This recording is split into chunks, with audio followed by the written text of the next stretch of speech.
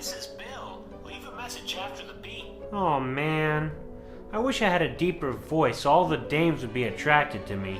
Bill? Hey Mr. Narrator man, I wish I sounded more like you. Unfortunately, there isn't much we can do to deepen our voices substantially. You're pretty much stuck with the voice nature gave you. The deepness of a voice is primarily determined by the length and thickness of the vocal cords, which is determined by the amount of testosterone you were hit with during puberty. Well, that's okay. I'll just talk like this from now on. Hi, my name is Bill. Not so fast, Bill. Speaking in a lower pitch does a number on your lower throat and puts wear and tear on your vocal cords. Understood. Understood. It also makes you hard to understand. There's no point in sounding like Barry White if no one understands a word of what you're saying. Well, then I'm just stuck this way.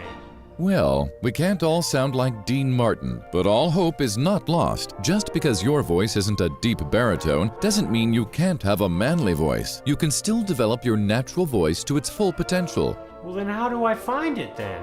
The manliest voice is the voice you've already got. You just need to find it and own it. A good voice is one that is filled with warmth and expression. It should also have an even resonance that's easy on the ears. It should carry well so people can understand exactly what you're saying, and it should be flexible and have a wide range of natural pitches. There are 2 things you can do to speak with your best voice possible. Method 1 for improving your voice. Find your natural pitch and optimal tone by projecting from your mask. Mask? Most men are walking around speaking from their lower throat to get an artificially deep voice. Or if you have a nasally sounding tone, your problem is that you're speaking from just your nose. To speak with your natural pitch and optimal tone, you need to project your voice from your mask. It's the area on your face that includes your lips and the bridge and sides of your nose. You know you're projecting from your mask when you feel the area slightly vibrate when you speak. A voice projected from the mask won't be nasally, nor will it strain your throat. Here's how to hone your optimal pitch and tone that comes from speaking from your mask. Answer the following statement with a spontaneous and sincere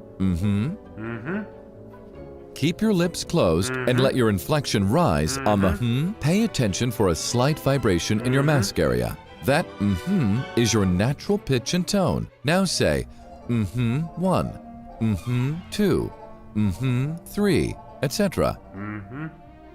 1, 2. Check to see if the numbers are the same pitch and tone as your mhms. From here on out, focus on speaking with the optimal pitch and tone. Method number 2 for improving your voice. Add bravado and power by breathing from your diaphragm. Now that we've found your voice's natural pitch and tone, it's time to add some of that manly He-Man oomph to it. We do that by proper breathing. If you're like most people, you've been breathing wrong for most of your life. Take a breath.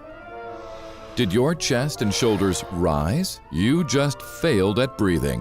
When your chest and shoulders rise when you breathe, it means you're breathing with your chest. This sort of breath is weak and squeezes the throat area, causing strain on your voice. A proper breath originates in the diaphragm. You know you're breathing correctly if your belly moves in and out and your chest and shoulders stay still. Breathing from your diaphragm when you speak gives your voice more power and even deepens it a bit without the ill effects of trying to speak from your throat. Your voice will have more resonance and gravitas as you breathe correctly.